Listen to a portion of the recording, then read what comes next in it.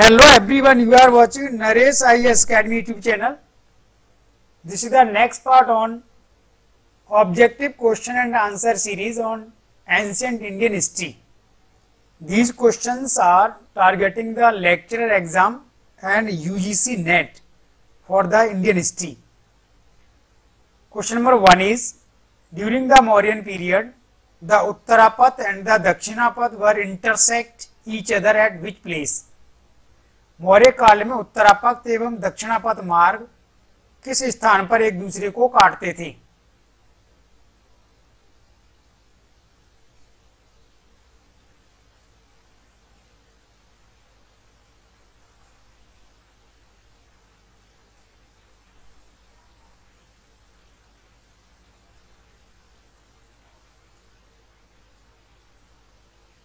Right answer is B, this is Sarnath. You know Sarnath now in Varanasi district of Uttar Pradesh. In the Mauryan period, Kautilya's and the later scholars or historians have mentioned Uttarapath was the road network or highway which connected the West Bengal to Peshawar, Pakistan, and while the Southern highway, Dakshinapath, which started from the Varanasi and passes through the Western Ghat, and it intersects with the Uttarapath near the Sarnath. Maurya काल में उत्तरापथ और दक्षिणापथ दो महत्वपूर्ण व्यापारिक मार्ग थे. कौटिल्य और बाद के विद्वानों ने इसका उल्लेख किया है कि ये दोनों सारनाथ में एक दूसरे को क्रॉस करते थे और सारनाथ वर्तमान में उत्तर प्रदेश के बनारस जिले में है. उत्तरापथ यह पश्चिमी बंगाल में कलकत्ता को पाकिस्तान के पेशावर से जोड़ता था. इतना लंबा एक व्यापारिक मार्ग था, जबकि दक्षिणापथ उत्तर प्रदेश के बनारस से शुरू होता था और यह दक्षिण में पश्चिमी घाट के समानांतर मुंबई से आगे कर्नाटक तक जाता था.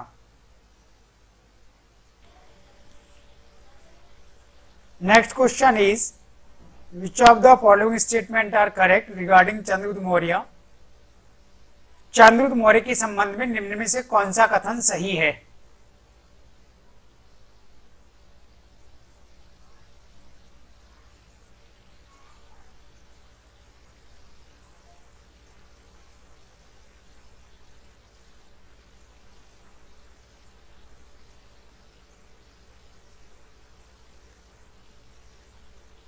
The right answer is C. Both 1 and 2 are correct. You know, during the Chandragupta Maurya, the first ruler of Mauryan dynasty, Jainism, after the Mahabir Swami, divided into Shwetambar and Digambar sect. Stulbhadra, the Jain monk, initiated the Shwetambar tradition, while the Bhadrabahu promoted the Digambar tradition. It took place in the first Jaina council in Pataliputra, and at the same time the oldest scripture of Jainism were the 14 Purvas. Finally they were recompiled in the 12 Bang. Maurya वंश के प्रथम सम्राट चंद्रगुप्त मौर्य के समय की दो महत्वपूर्ण घटनाएं हैं कि उनके समय में महावीर स्वामी की मृत्यु के बाद पहली जैन संगीति हुई, जिसमें जैन संप्रदाय श्वेतांबर और दिगंबर दो गुटों में विभाजित हो गया. स्थूलभद्र ने जहां श्वेतांबर परंपरा का समर्थन किया, वहीं दिगंबर परंपरा का समर्थन भद्रबाहु के द्वारा किया गया. और इसी प्रथम जैन संगीति में जैन धर्म के 12 आगम और अंगों का संकलन किया गया. और इससे पहले प्राचीन जो ग्रंथ थे 14 पूर्व, उनको 12वें अंग में शामिल कर लिया गया। तो दोनों ही स्टेटमेंट करेक्ट हैं।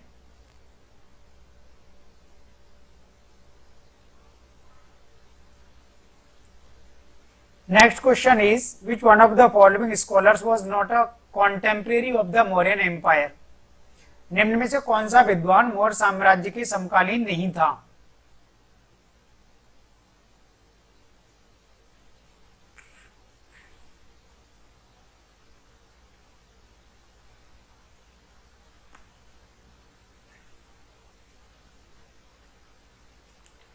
The right answer is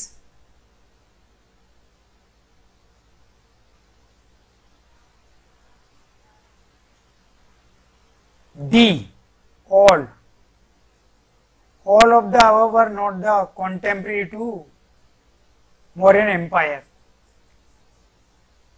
They were the Greek historians, scholars after the Mauryan Empire. Arrian wrote Indica, while Strabo wrote the geography, and Ptolemy again wrote the geography. However, they have threw light over the Mauryan Empire and the various issues or disputed matters of the Mauryan Empire have been resolved on the basis of their descriptions. इनमें से कोई भी विद्वान मौर्य साम्राज्य का समकालीन नहीं था, क्योंकि ये सभी मौर्य साम्राज्य के बाद आते हैं और यूनानी विद्वान और दार्शनिक इतिहासकार हैं। एरियन ने इंडिका नामक ग्रंथ लिखा। स्ट्रैबो और टोलोमी दोनों ने ज्योग्राफी यानी भूगोल नाम से ग्रंथ लिखे। इन्होंने अपने ग्रंथों में जो महत्वपूर्ण जानकारी दी है उसके आधार पर मौर्य साम्राज्य के कुछ विवादास्पद विषयों को सुलझाया गया और कुछ ऐसे बिंदुओं पर प्रकाश डाला गया है इनके विवरण के आधार पर जिससे मौर्य साम्राज्य को रीराइट करना पॉसिबल हुआ है। इसलिए इन सभी का महत्वपूर्ण योगदान मौर्य साम्राज्य के संदर्भ में माना जाता है। The next question is Megasthenes wrote his book Indica in the court of Chandragupta Maurya on the basis of whose description? Megasthenes ने अपना ग्रंथ इंडिका किसके विवरण के आधार पर चंद्रगुप्त मौर्य के दरबार में लिखा?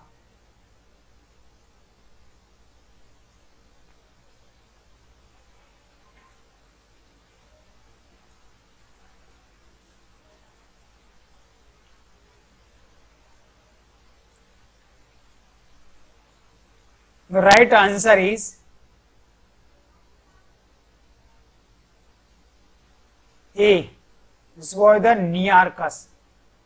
You know, Nearchus was the admiral or naval chief of Alexander the Great, who led the most of voyages or naval campaigns of Alexander. Finally, Nearchus wrote the Indica, however, which is not available, but it have quoted or mentioned by the Arrian and the other Greek historians.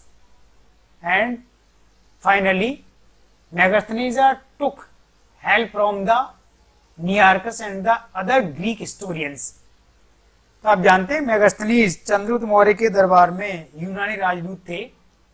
Seleucus ने उनको भेजा था और मेगास्थनीज ने अपना ग्रंथ indica लिखा जो वर्तमान में उपलब्ध नहीं है। इससे पहले नियार्कस ने एक ग्रंथ लिखा था इसी शीर्षक से। नियार्कस सिकंदर की नौसेना का अध्यक्ष या एडमिरल था जिसने महत्वपूर्ण अभियान किए और उसी के विवरण को आधार मान करके मेगास्थनीज ने अपने ग्रंथ को लिखा था।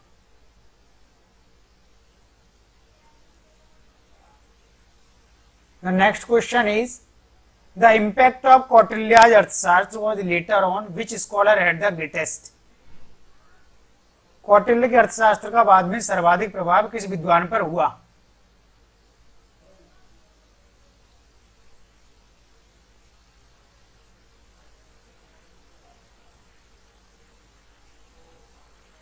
The right answer is C. This was Kamandak, who wrote the Niti Sar. and it is assumed that it has the greatest impact and affected by the अर्थशास्त्र of the कौटिल्यास।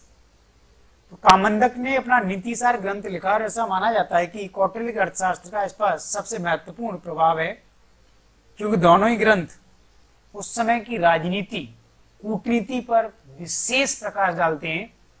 तो कौटिल्य के अर्थशास्त्र का प्रभाव कामंदक के नीतिसार पर सर्वाधिक रूप में हुआ है। Thank you.